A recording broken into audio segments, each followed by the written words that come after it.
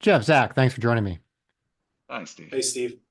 Hey, we are talking about tariffs and their impact on real estate, a little bit in the news right now. Before we get to that, hey, visit our website, selectfincap.com, and get on our free newsletter to see real estate news like this, as well as get a look at exclusive commercial real estate investment opportunities. But turning back to the news, tariffs all in the news, and some people are asking how is it impacting real estate? Well, in the public markets, we can actually see some of the impact real time, and it looks like people are being more favorable to things like multifamily, where people have to have a place to live and pay rents, and also cell phone towers. I guess that's one because people will apparently do anything they can to keep paying their cell phone bill as an essential in life. And maybe real estate's taking, retail real estate's taking a little bit more of a hit right now. But some of your guys' thoughts in terms of, what is doing, better versus worse with some of the tariff fears when it comes to real estate. Why don't you go first, Jeff?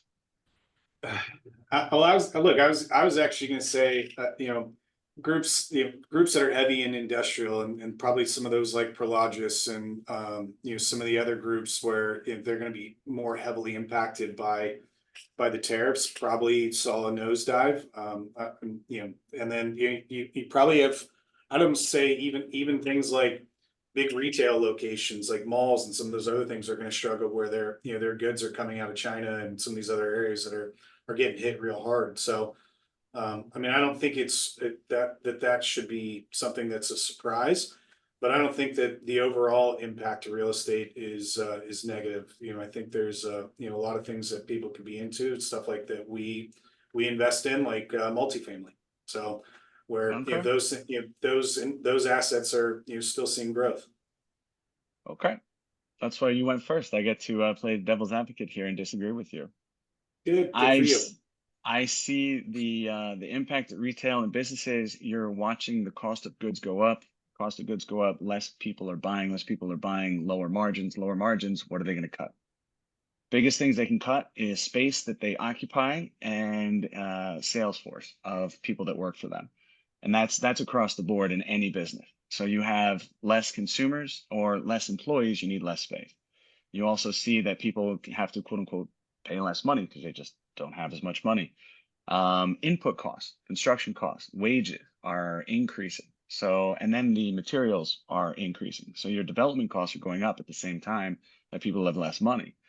That's a scary proposition. You see the word stagflation being thrown around, but in practice, what you're seeing is a lot of growth moderating. So you're seeing people take less space. They're giving some space back. Developers have stopped building as much. After the last 2 years, you've had historic deliveries of real estate, especially in apartments. This year and next year are projected to be much lower. So you're going to have less supply. So you have to be really selective about which portion of real estate you're in. There are some portions of real estate that we actually are seeing growth and opportunity, Yeah, but especially in our. this specifically is about real estate stocks, not about real estate as a whole. So, we're talking about what media, what some of these costs, what could happen to these. And that's why I mentioned like Prologis and Simon, like the big mall groups that, some of these groups are tied directly to the trade wars. The value of their stock because they're heavy in real estate is going to go down. Doesn't mean the real estate itself is worth less. See, I think the real estate itself is worth less. Look at what happened last time we had recessionary crises. Malls disappeared. They've been recaptured because they were dead, they were vacant, they were 100% abandoned. You watched office buildings during COVID disappear because the footprints shrank, directly related to stock prices and input costs. And those buildings got converted to industrial, which ironically now is going to be the most impacted because, hey, industrial is safe. Well, it's only safe if you have manufacturing. If you're in other industries like Prologis or Amazon, you've got a lot of warehouses with a lot less product and a lot more space that you don't need now. So I think the impacts are profound on both sides of the coin, stock price and the real estate portfolio. Yeah, I would also say, don't panic also. if you already own real estate, you're not, looking to, dump it in the market, just because you got worried. And if you're looking to buy, I think a lot of these long-term trends are still in place. I think we are going to see more manufacturing in the US on the high end side, right? I mean, we're seeing, some major commitments out of like TSMC to build chips in Arizona. I don't see them pulling out of that. Maybe we've had some tariffs like on Mexico, but long term, I think you're going to need low-end manufacturing from Mexico that complements what we do in the United States. So I think if you're doing a play on logistics, on the southern border, I wouldn't get scared or too worried about this, or let it really get you out of holding property. There might be a pushback on some of those plans or some of those developments, but I think there's a lot of long-term trends. I don't see the Sun Belt all of a sudden becoming non-preferable for a lot of people to live Yeah, in, it'll right? still be desirable. Yeah, yeah. People are still like, I think, we saw a real deal with Miami becoming a first class city for business and the ultra wealthy that isn't getting reversed anytime soon. So I would say, hey, it's good to pay attention to tariffs, pay attention to the headlines, pay attention to the markets, but don't panic.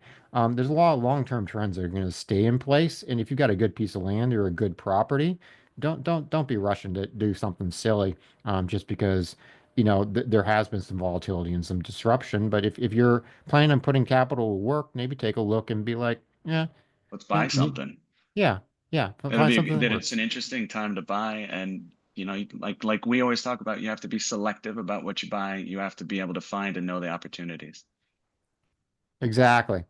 And I think also, the point too is if you do think we're headed for some tough times, there are types of properties, and multifamilies pointed out as people have to pay the rent. Cell phone towers are pointed out as like people will do almost anything to keep paying the rent and keep their cell phones. So there is some stuff that's more resistant. Doesn't make sense to know that. I'll also say in retail, if you're in the business of selling alcohol, that does really well in recessions. So not even all That's very retail. true. No, yeah. So you gotta Well, yeah. I think the other side of this as well is you got it's not going to be every market everywhere. Like a lot of these articles, like it all depends upon where you're located. Exactly. So hey, let us in the comments, let us know your thoughts, what you think is going to go up, do well, do badly, what you think is an opportunity. Give us a thumbs up, subscribe if you haven't, and visit the website selectfincap.com and get on our free newsletter to stay up to date on what the latest headlines are on tariffs, real estate, as well as a look at exclusive commercial real estate investment opportunities. Thanks a lot, guys. Thank Thanks, you. Steve.